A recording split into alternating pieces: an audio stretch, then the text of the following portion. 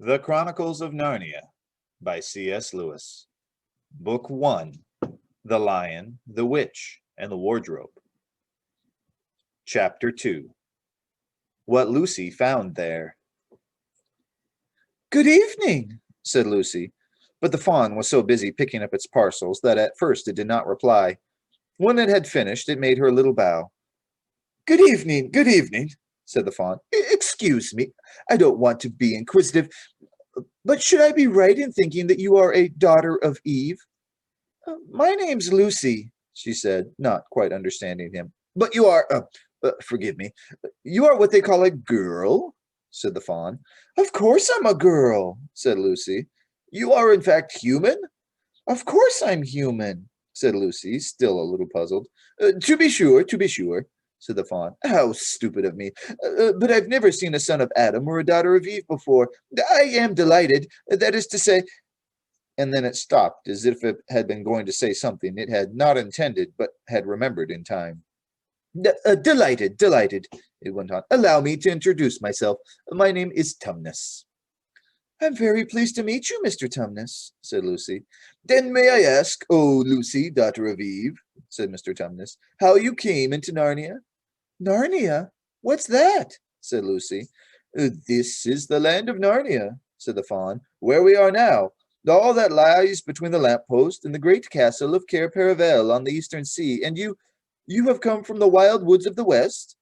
I got in through the wardrobe in the spare room," said Lucy. "Ah," said Mr. Tumnus, in a rather melancholy voice, "if only I had worked harder at geography when I was a little fawn, I should no doubt know all about those strange countries. It is too late now." "Uh, but they aren't countries at all," said Lucy, almost laughing. "It's only just back there. At least, I'm not sure. It's summer there." "Meanwhile," said Mr. Tumnus, "it is winter in Narnia, and has been for ever so long, and we shall both catch cold if we stand here talking in the snow. Daughter of Eve, from the far land of Spare where eternal summer reigns around the bright city of Wardrobe, how would it be if you came and had tea with me?" "Thank you very much, Mr. Tumnus," said Lucy, "but I was wondering whether I ought to be getting back." "It's only just around the corner," said the fawn, "and there'll be roaring fire, and toast, and sardines, and cake." "Well, it's very kind of you," said Lucy, "but I shan't be able to stay long." "If you will take my arm, daughter of Eve," said Mr. Tumnus, "I shall be able to hold the umbrella over both of us. That's the way. Now, off we go." And so Lucy found herself walking through the wood arm in arm with this strange creature as if they had known one another all their lives. They had not gone far before they came to a place where the ground became rough and there were rocks all about and little hills up and little hills down. At the bottom of one small valley, Mr. Tumnus turned suddenly aside as if he were going to walk straight into an unusually large rock. But at the last moment, Lucy found he was leading her into the entrance of a cave. As soon as they were inside, she found herself blinking in the light of a wood fire. Then Mr. Tumnus stopped and took a flaming piece of wood out of the fire with a neat little pair of tongs and lit a lamp. "Now we shan't be long," he said, and immediately put a kettle on. Lucy thought she had never seen a nicer place. It was a little, dry, clean cave of reddish stone with a carpet on the floor and two little chairs. "One for me and one for a friend," said Mr. Tumnus. "And a table and a dresser and a mantelpiece over the fire, and above that a picture of an old fawn with a gray beard. In one corner there was a door which Lucy thought must lead to Mr. Tumnus's bedroom, and on one wall was a shelf full of books. Lucy looked at these while he was setting out the tea things.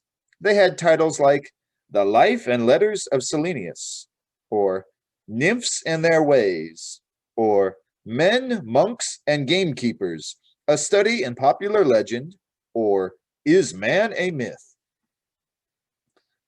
"Now, daughter of Eve," said the fawn. And really, it was a wonderful tea. There was a nice brown egg, lightly boiled, for each of them, and then sardines on toast, and then buttered toast, and then toast with honey, and then a sugar-topped cake. And when Lucy was tired of eating, the fawn began to talk.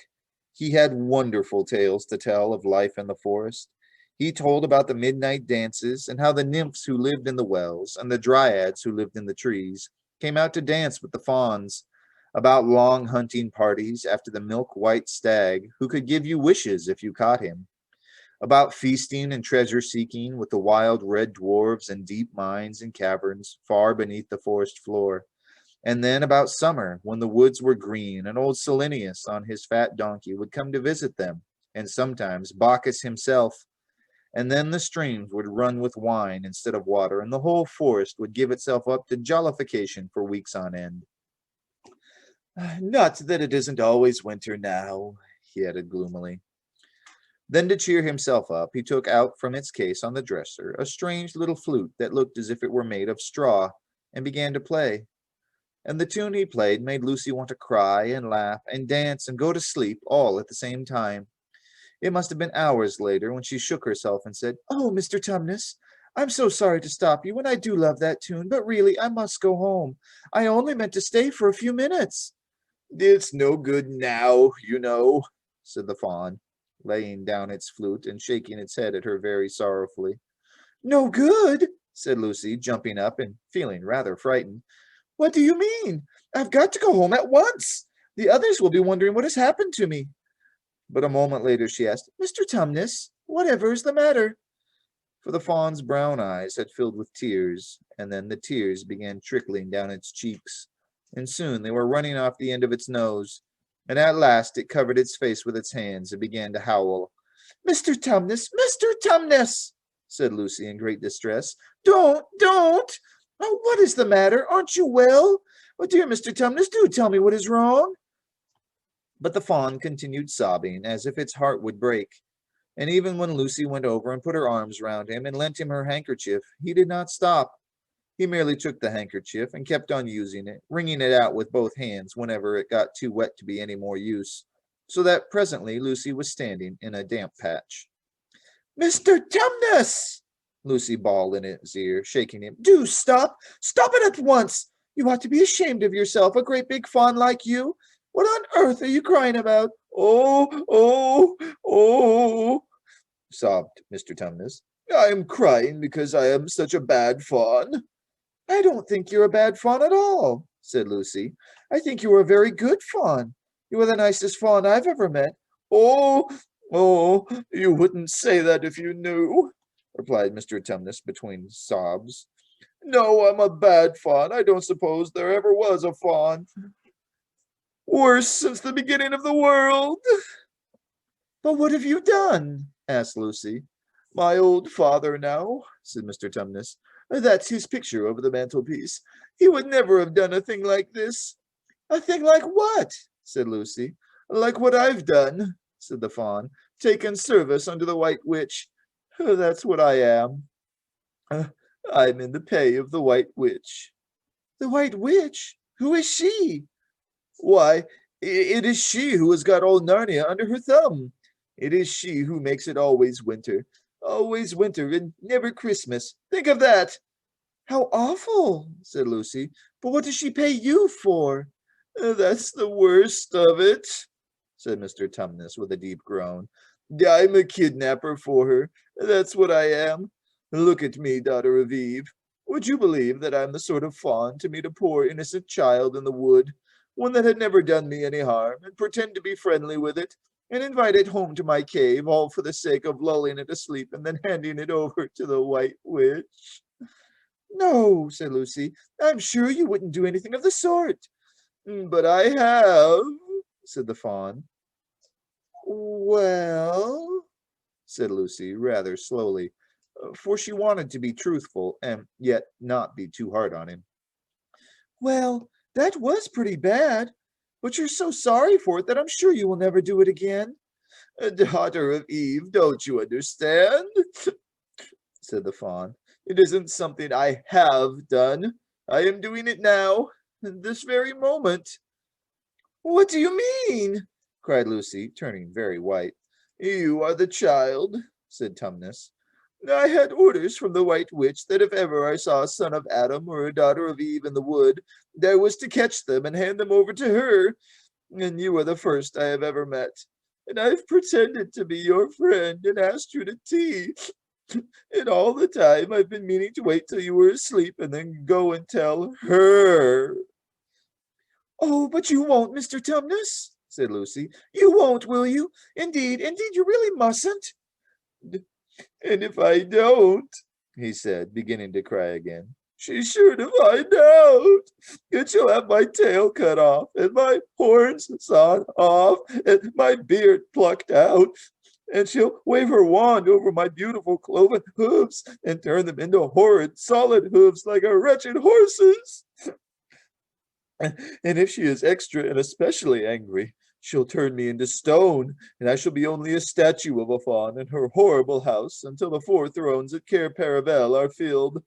And goodness knows when that will happen, or whether it will ever happen at all." "I'm very sorry, Mr. Tumnus," said Lucy, "but please let me go home." "Mm, uh, Of course I will," said the fawn. "Of course I've got to. I see that now. I hadn't known what humans were like before I met you. Of course I can't give you up to the witch, not now that I know you. But we must be off at once. I'll see you back to the lamppost.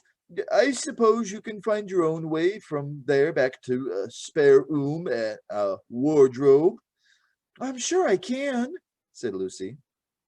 "We must go as quickly as we can," said Mr. Tumnus. "The whole wood is full of her spies. Even some of the trees are on her side." They both got up and left the tea things on the table, and Mr. Tumnus once more put up his umbrella and gave Lucy his arm, and they went out into the snow. The journey back was not at all like the journey to the fawn's cave. They stole along as quickly as they could, without speaking a word, and Mr. Tumnus kept to the darkest places. Lucy was relieved when they reached the lamppost again. "Do you know your way back from here, daughter of Eve?" said Mr. Tumnus. Lucy looked very hard between the trees and could just see in the distance a patch of light that looked like daylight. "Yes," she said, "I can see the wardrobe door."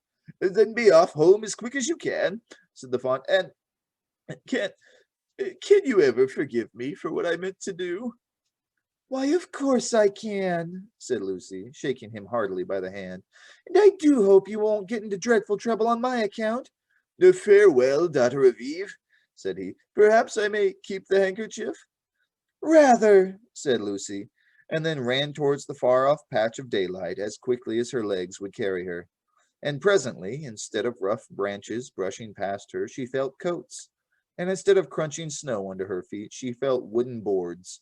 And all at once she found herself jumping out of the wardrobe into the same empty room from which the whole adventure had started.